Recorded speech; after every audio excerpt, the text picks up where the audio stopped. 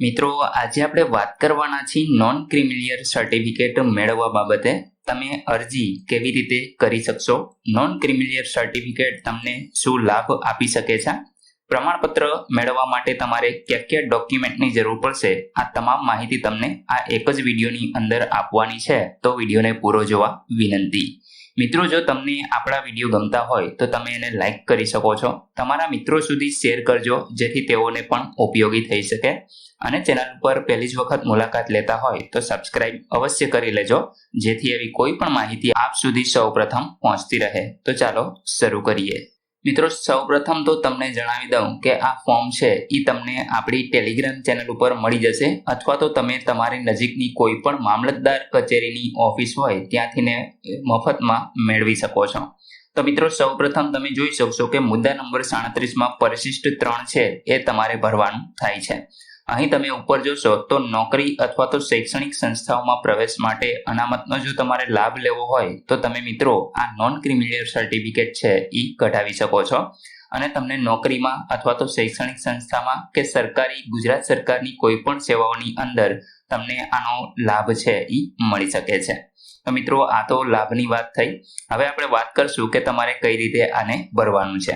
તો અહીં મિત્રો, તમને જે પણ મામલતદાર કચેરી લાગુ પડતી હોય એ તમારે તાલુકો લખવાનો છે, અને અહીં તમારે એનો જિલ્લો છે એ લખવાનો રહેશે. આયા એક તમારે તમારો તાજેતરનો ફોટો છે એ ચોંટાડવાનો રહેશે. અહીં મિત્રો, તમે એક રજૂઆત કરો છો, જે જોઈ શકો છો અહીંયા આગળ લખેલ છે કે તમારે નોકરી અથવા તો શૈક્ષણિક સંસ્થા કે સામાજિક અને શૈક્ષણિક રીતે પછાત વર્ગના ઉમેદવાર તરીકે અનામતનો લાભ મેળવવા માટેના હેતુ માટે આ નોન ક્રિમિલિયર સર્ટિફિકેટ છે એ પ્રમાણપત્ર કાઢી આપવા વિનંતી. તો અહીં તમે તમારું અથવા તો તમારા પિતા કે કુટુંબના સભ્યોની જે વિગતો છે એ હવે તમારે ભરવાની થાય છે.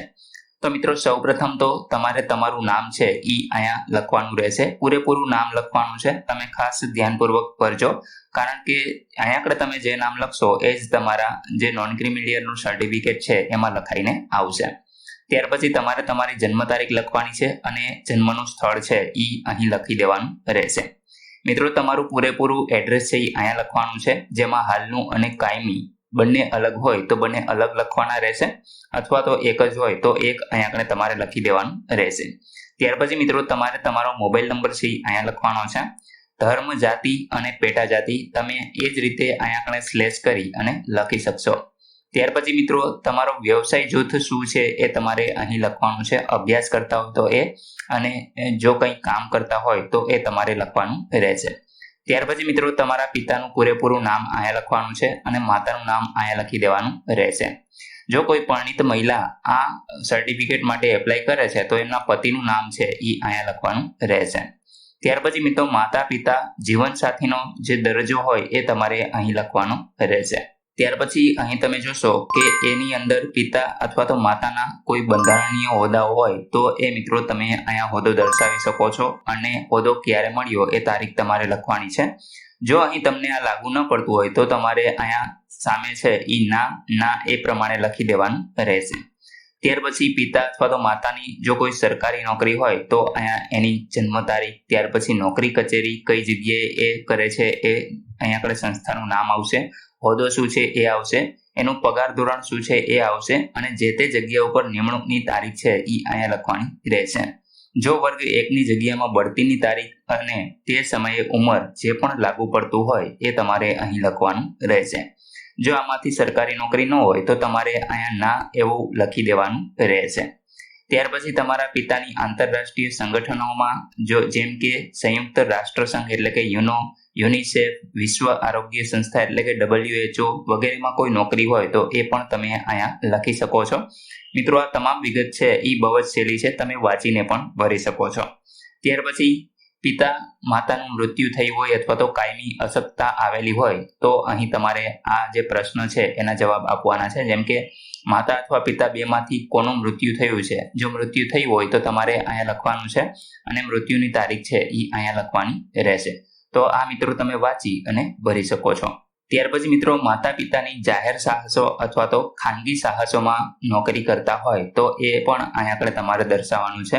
તો મિત્રો અહીંયા તમારે જાહેર અથવા તો ખાનગી સંસ્થાનું નામ છે એ દર્શાવવાનું રહેશે. જે તે જગ્યાએ નિમણૂક થઈ હોય એ તારીખ આવશે, હોદ્દો શું છે, પગાર ધોરણ, કુલ વાર્ષિક આવક અને કુટુંબની કુલ વાર્ષિક આવક છે એ તમારે અહીંયા દર્શાવવાની હોય છે. જો ન હોય તો તમારે ના એવું લખી દેવાનું રહેશે. હવે અહીંયા ખાનગી સાહસ છે તો એમાં પણ એ જ રીતે તમે જો અહીંયા જાહેર સાહસ છે તો જાહેર સાહસમાં હોય તો અહીંયા તમારે વિગત ભરવાની છે અને ખાનગી સાહસની અંદર નોકરી કરતા હોય તો અહીંયા વિગત ભરવાની રહેશે. જો મજૂરી કરતા હોય તો આ કોઈ પણ વિગત છે એ તમારે ભરવાની થતી નથી, તમારે અહીંયા ના એવું લખી દેવાનું રહેશે. ત્યાર પછી પિતા માતાની અર્ધલશ્કરી દળો અથવા તો તે સહિતની સશસ્ત્ર દળોમાં નોકરી કરતા હોય તો એ પણ તમારે અહીંયા હોદ્દો, પગાર ધોરણ અને નિમણૂકની તારીખ છે એ લખવાની રહેશે. જો ન કરતા હોય તો અહીંયા ના એવું લખી દેવાનું રહેશે. પિતા માતાનો વ્યવસાયિક વર્ગ શું છે એ મિત્રો અહીં તમે ઉપરોક્ત બી અને સી અને ડી માં આવરી લીધેલ હોય તે સિવાયની કોઈ પણ વેપાર, ધંધા અથવા તો ઉદ્યોગમાં રોકાયેલ વ્યક્તિઓ હોય તો એની વિગત આપવાની છે. જેમ કે તમે વેપાર, ધંધો કે ઉદ્યોગ ચલાવતા હોય તો એની વિગત તમારે અહીંયા આપવાની છે. ઉદ્યોગ ધંધાનું નામ લખવાનું રહેશે. ત્યાર પછી વ્યવસાય તમે શું કરો છો એ અહીંયા આગળ તમારે દર્શાવવાનું રહેશે. અહીં મિત્રો ઉદાહરણ તરીકે તમને આપેલું છે, જેમ કે વકીલ હોય, ડોક્ટર હોય, ચાર્ટર્ડ એકાઉન્ટ, આર્કિટેક્ટ હોય, આવકવેરા સલાહકાર હોય, નાણાં સલાહકાર હોય, સંચાલન સલાહકાર હોય, દાંતના સર્જન હોય, ઇજનેર હોય, કમ્પ્યુટરના નિષ્ણાંત હોય, ફિલ્મ કલાકાર હોય, ફિલ્મ ક્ષેત્રના અન્ય વ્યવસાય સાથે જોડાયેલા હોય, લેખકો હોય, નાટ્યકારો હોય, રમતવીર, વ્યવસાયી રમતવીરો, પ્રસાર માધ્યમ ક્ષેત્રે વ્યવસાયી વ્યક્તિઓ અથવા તો તેના જેવા દરજ્જાના અન્ય કોઈ પણ વ્યવસાયોમાં રોકાયેલ વ્યક્તિઓ હોય તો એ અહીંયા આગળ તમારે દર્શાવવાનું રહેશે. ત્યાર પછી મિત્રો તમારી પાસે કોઈ પણ પ્રકારની મિલકત હોય તો એના વિશે હવે માહિતી આપવાની છે. જેમ કે ખેતીલાયક જમીન ધારણ કરનાર વ્યક્તિ હોય જેમાં માતા, પિતા અને સગીર બાળકો સહિતની માલિકી દર્શાવતા હોય તો અહીં તમારે જે તે ગામમાં જમીન હોય એ ગામનું નામ આવશે. જમીનનું ક્ષેત્રફળ ચોરસ મીટરની અંદર, ત્યાર પછી સિંચિત વિસ્તારની ચોરસ મીટરમાં કેટલી જમીન છે અને સિંચિત જમીનનો પ્રકાર છે એ તમારે અહીં દર્શાવવાનો રહેશે.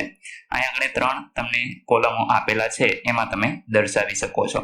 બિનસિંચિત જમીન વિસ્તાર હોય તો એ ચોરસ મીટરમાં આપવાનો છે અને એ જમીનનો પ્રકાર પણ તમારે અહીંયા લખવાનો રહેશે. ત્યાર પછી મિત્રો અહીં કોલમ 4, 5 અને 6 મામલતદાર શ્રી નીચેની કક્ષાના નહીં તેવા મહેસૂલી અધિકારી દ્વારા પ્રમાણિત કરવાની રહેશે.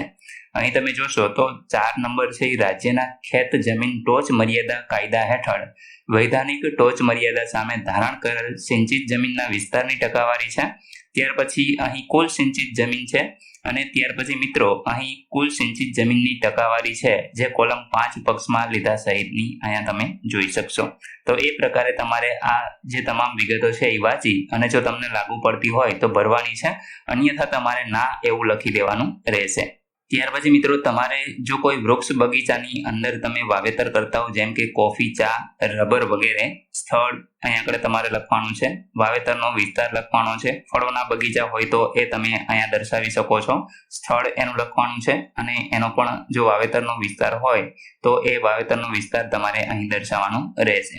ત્યાર પછી શહેરી વિસ્તાર અને શહેરી સમુચ્ચયના ખાલી જમીન અથવા તો મકાનો હોય તો એ અહીં તમારે એની વિગત આપવાની છે. જેમ કે મિલકતનું સ્થળ, મિલકતની વિગતો અથવા તો વર્ણન, કયા ઉપયોગમાં લેવામાં આવે છે તે તમારે વિગત આપવાની છે. ત્યાર પછી મિત્રો તમારી આવક અને સંપત્તિ વિશે તમારે માહિતી આપવાની છે. તો અહીંયા કુટુંબની તમામ સ્ત્રોતમાંથી થતી વાર્ષિક આવક છે એ તમારે લખવાની છે, જેમાં પગાર અને કૃષિ વિષય જમીનમાંથીને થતી કુલ વાર્ષિક આવક છે એ તમારે દર્શાવવાની રહેશે. તો મિત્રો આ ખાનું તમારે ફરજિયાત ભરવાનું હોય છે. આમાં તમારે દર્શાવવાનું છે કે તમારી કુટુંબની કુલ વાર્ષિક આવક કેટલી છે. ત્યાર પછી મિત્રો કરદાતા છો કે કેમ એ એટલે કે તમે આવકવેરાની અંદર આવો છો એટલે કે ભરો છો તમે આવકવેરો, તો તમારી આવક કેટલી છે એ તમે અહીંયા જોઈ શકો છો કે જો તમે અહીંયા કરદાતા હોય તો છેલ્લા 3 વર્ષના આવકવેરાના રિટર્ન છે એની નકલ તમારે આની સાથે જોડવાની રહેશે. અને જો તમે આવકવેરો ભરતા ન હોય તો મિત્રો અહીં તમારે ના લખી દેવાનું રહેશે. ત્યાર પછી સંપત્તિ વેરા અધિનિયમ હેઠળ જાહેર કરેલ કરમુક્ત મર્યાદા કરતા વધારે સંપત્તિ ધરાવો છો કે કેમ એ તમે અહીંયા હા અથવા નામાં જવાબ આપી શકો છો. ત્યાર પછી મિત્રો અન્ય જરૂરી વિગતો આપવાની છે, જેમાં એક તો બાંહેધરી પત્રક અહીંયા આગળ તમે જોઈ શકશો. તો મિત્રો જો તમારે આને વાંચવું હોય તો તમે આનો સ્ક્રીનશોટ લઈ શકો છો અથવા તો વિડીયોને પોઝ કરી અને વાંચી શકો છો, જેથી તમારો સમય છે એ ખોટો ન બગડે.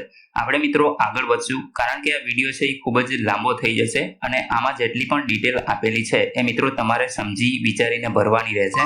જો આમાં કોઈ પણ ભૂલ પડશે તો મિત્રો તમને છે એ ભવિષ્યમાં નુકસાન થઈ શકે છે. તો તમારે આ જે તમામ ડિટેલો છે એ વ્યવસ્થિત જોઈ અને ભરવી છે.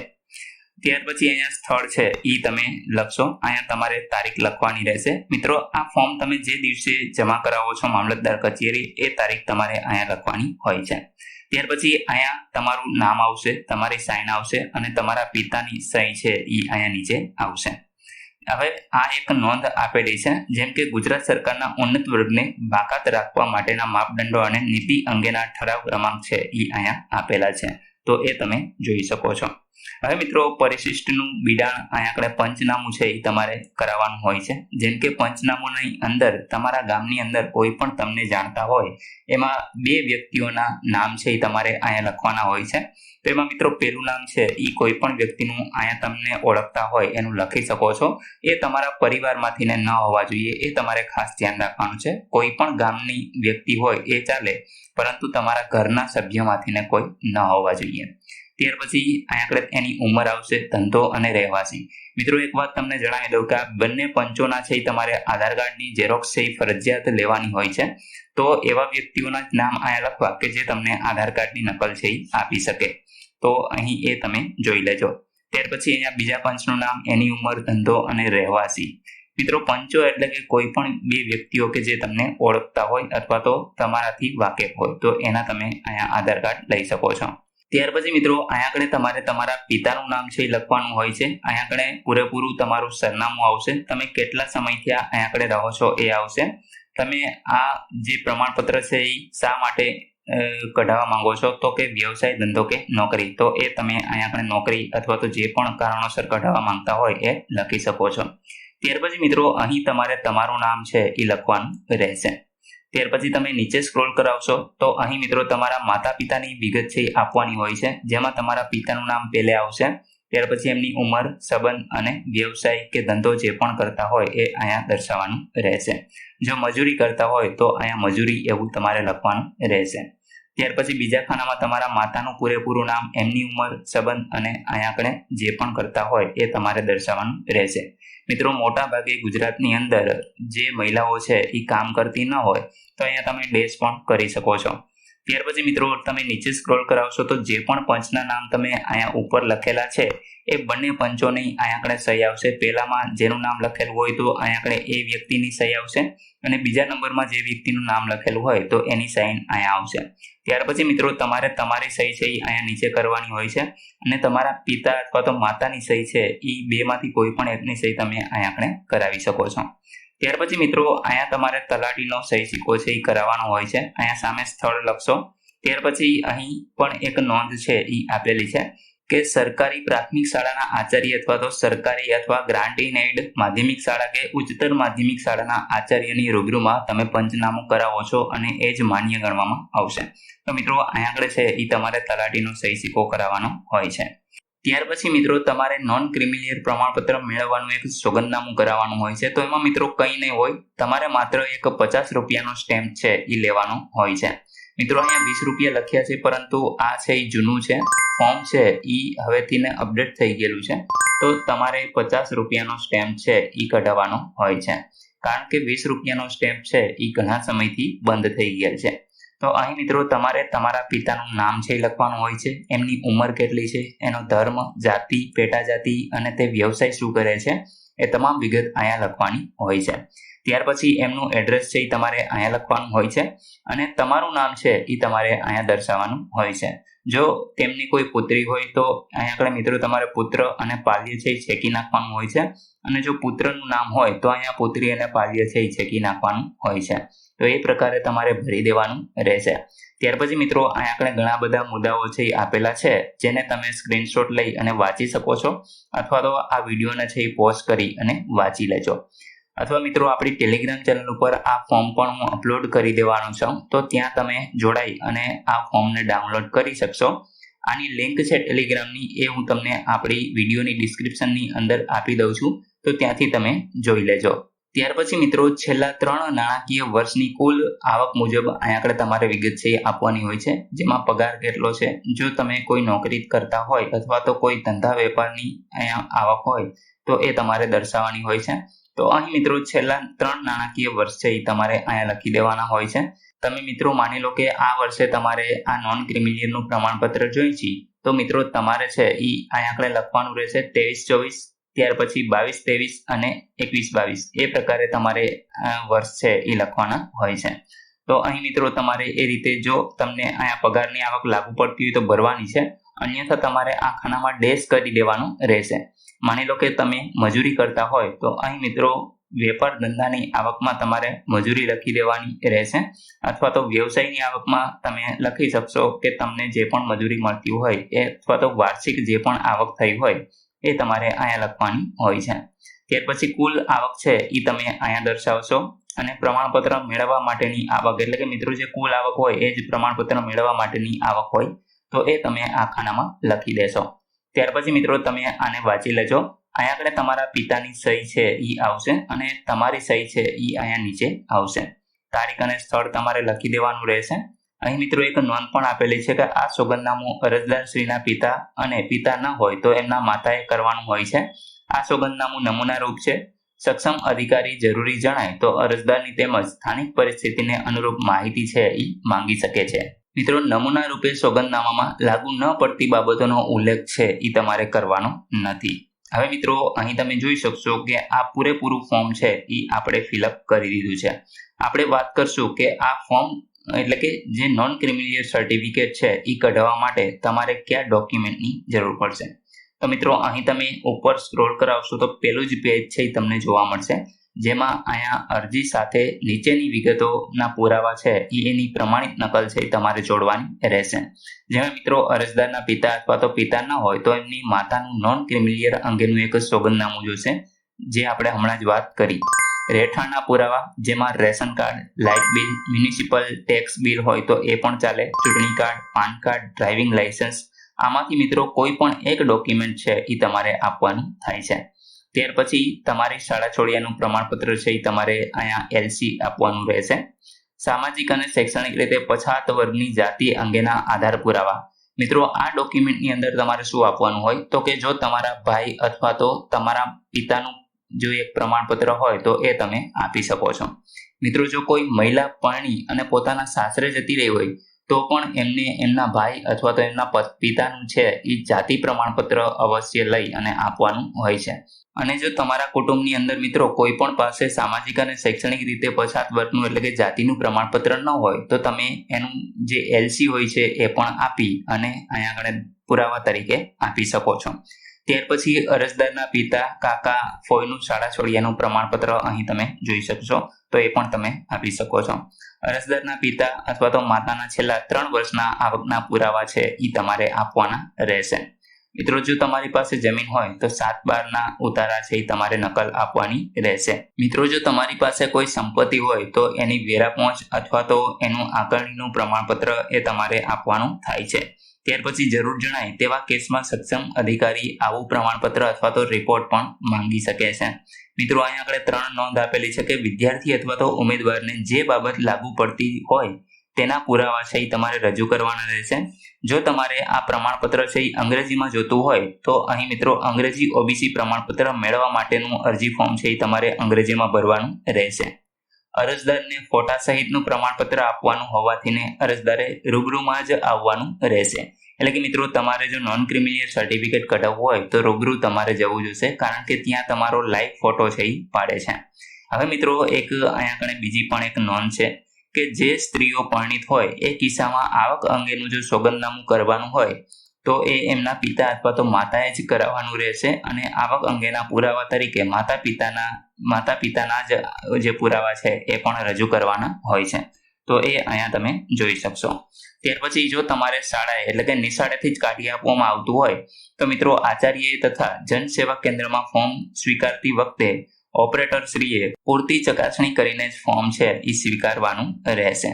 તો મિત્રો અહીં તમે જોઈ શકો છો કે આટલા ડોક્યુમેન્ટ છે એ તમારે અવશ્ય એકઠા કરી અને આ ફોર્મ છે એ તમારે પહેલા તો લઈ આવવાનું રહેશે, અથવા તો તમે ટેલિગ્રામ ચેનલ ઉપરથી ડાઉનલોડ કરી અને સૌપ્રથમ ભરી તમારે તલાટી કમ મંત્રીના સહી સિક્કા છે એ કરાવવાના રહેશે. ત્યાર પછી મિત્રો જેટલા પણ પુરાવાઓ આમાં આપેલા છે એ તમામ પુરાવાઓ લઈ અને તમારે છે મામલતદાર કચેરીએ જવાનું રહેશે. મિત્રો એક તો તમારે સ્ટેમ્પ લેવાનું છે અને કોર્ટ ફી સ્ટેમ્પ એટલે કે જે 3 રૂપિયાની ટિકિટ આવે છે મિત્રો કોર્ટની, તો એ પણ તમારે છે એ અહીં લગાડવાની હોય છે, તો એ પણ ભૂલાય નહીં. એટલી વસ્તુ છે એ તમારે અવશ્ય ફોર્મ સાથે જોડવાની રહેશે. તો મિત્રો આશા રાખું છું કે નોન ક્રિમિલિયર સર્ટિફિકેટ વિશે તમને તમામ માહિતી મળી ગઈ છે. તેમ છતાં પણ કોઈ પ્રશ્ન હોય તો તમે કોમેન્ટ દ્વારા પૂછી શકો છો. વિડીયોને લાઇક કરજો, તમારા મિત્રો સુધી શેર કરજો અને ચેનલને સબસ્ક્રાઇબ કરી લેજો, જેથી આવી કોઈ પણ માહિતી આપ સુધી પહોંચતી રહે. વિડીયો જોવા બદલ આપનો ખૂબ ખૂબ આભાર. મળીએ એક નવા વિડીયો સાથે. ત્યાં સુધી જય હિન્દ.